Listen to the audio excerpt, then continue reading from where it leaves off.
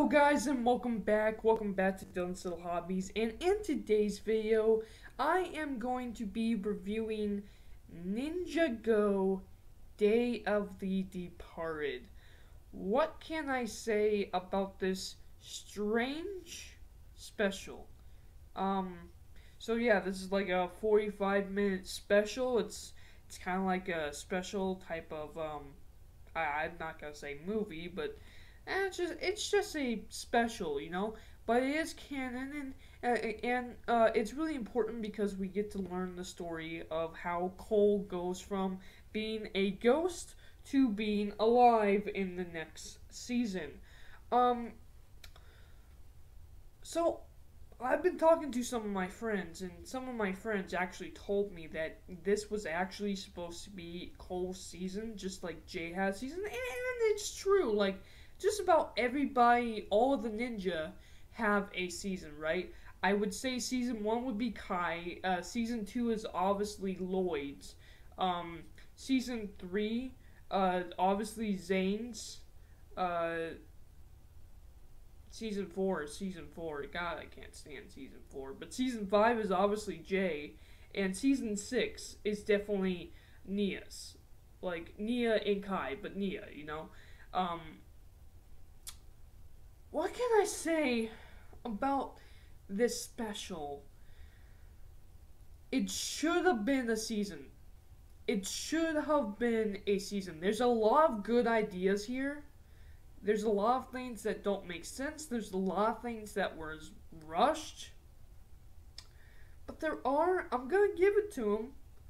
There are some good ideas here. It's just the execution was very poorly done.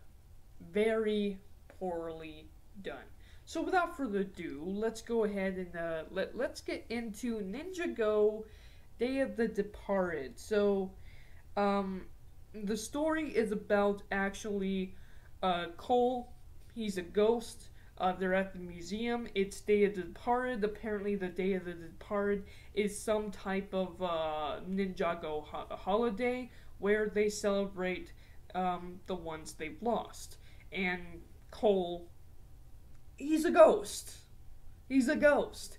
And as he goes on being a ghost, he is starting to fade away and become more and more like a ghost. Now, I really like this.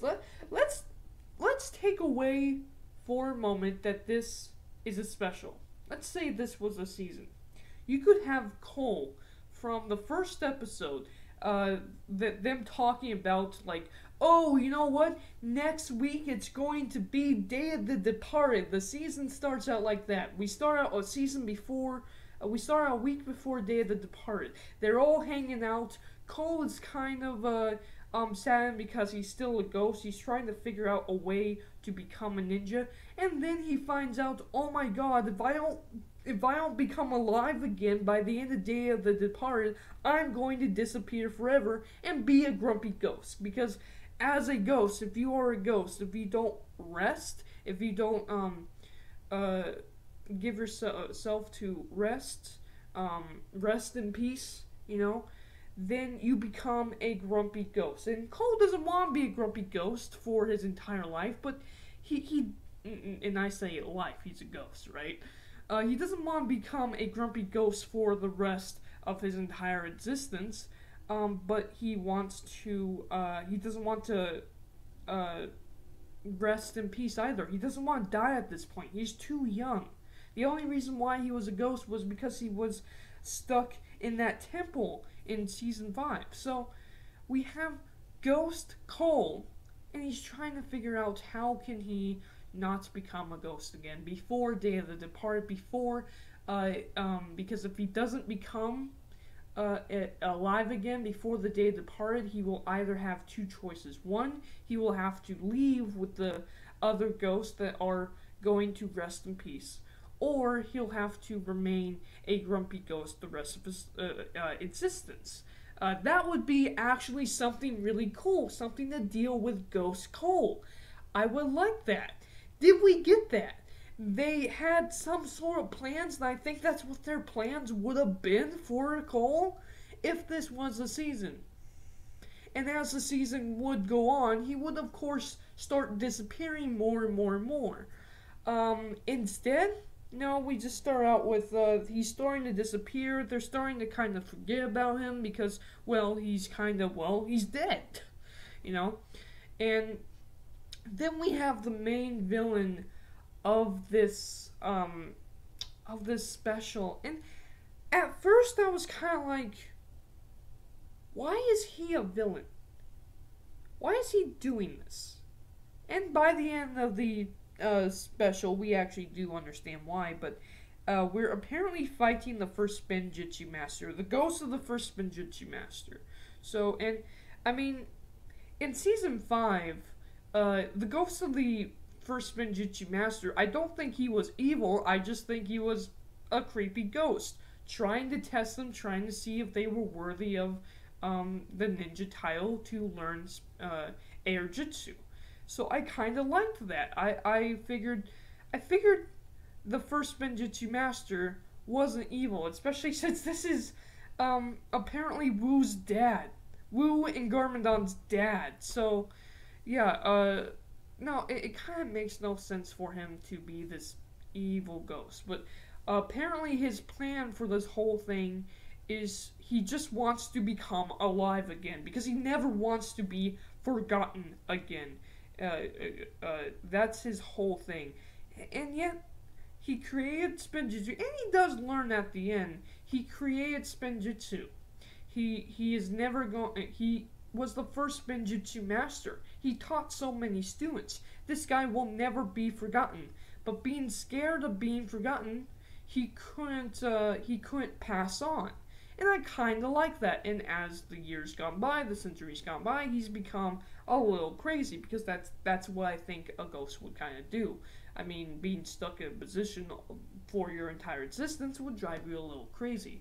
So I kind of like that. But him just going on and bringing up all of the past villains just for the sake of messing with the ninja so that he could become alive again. I don't know. It just doesn't make sense. It doesn't make sense that he would become the biggest main villain. But I would think it would be interesting if maybe there was something else that he fought long ago that was actually he killed, but it's actually coming back to life, and maybe he needs to stop it. Maybe he wants to come alive as well, and his progression with Cole is still there, you know. But I don't think he should be like the main villain of the show, because it just doesn't make sense. He's a good guy. So, but I actually did like the fights we had with the other past villains of Ninjago. That was really cool. That was really fun. My favorite, Pythor back. Pythor was a lot of fun. In fact, all the villains were fun, and there were actually some fun fights. But I feel like, again, the fights, so they tried to set up like kind of a story for each fight. It goes like that, and then it moves on. And I think it would be better if there was a little bit more time. If they just had like each episode focus on, or at least half an episode, focus on a fight at a time, and not only do the ninja beat the villains, but maybe they connect to the villains, like Zane. Zane is beating the Ninjroid, right? The bad guy Ninjroid from Season 3. And maybe it would be great if he connected with that character, and so he turned him from foe to friend. I mean, that's the biggest thing. That was one of the biggest lessons of Ninjago, right? From Season 1? Turn your greatest enemy to your greatest ally. Turn your enemy to your friend. That's how you defeat them. And so I thought it would be great if they connected to their past villains after defeating them and befriended them. And then they go on to try to help them defeat the big bad, not being, of course, the ghost of the first Ninjutsu. I think that would be kind of cool. Like, maybe there's something from beyond the world that's trying to come back. This greatest evil that the first Spinjitzu master dealt with during his life. And I'm not talking about, well, you know what? Actually, come to think of it, why not? Why not fight the greatest villain they had to fight from Season 2, the Overlord? You know, from Season 2 and Season 3. Why not fight him again? Why not bring him back? Why not him be the main villain they have to fight again, you know? Trying to come back to life. I think that would be interesting. It would be a far better story than the reason that the Spinjitzu Master is trying to do this in the first place is just because he wants to become back to life. And don't get me wrong, I like the character progression we had for both him and Cole. I think you could still have that without him being the main villain of the season, you know? But the special, again, there's a lot of good plans. They're not executed well. And Cole, I like Cole more than Jay. Dude, I don't really like Jay that much. Okay, Season 6 kind of made me like Jay. But I really like Cole. In fact, I like Cole probably more than Kai. I would say my favorite characters, obviously it's Lloyd. Obviously it's Nia. And then I'd go Lord Garmadon, probably Pythor and Scales, and then Cole. And then the rest of them. Because I really like Cole. I really do like Cole. So, this would have been a great season for Cole. And instead, they toss it all into a special.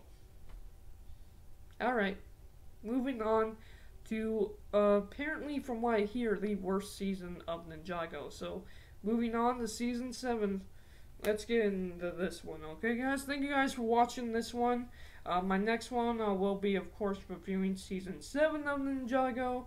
I'm not really looking forward to that because I hear how bad it is from my friends, so I don't know. We'll see how it goes. Thank you guys for watching, and I'm out for now. Bye.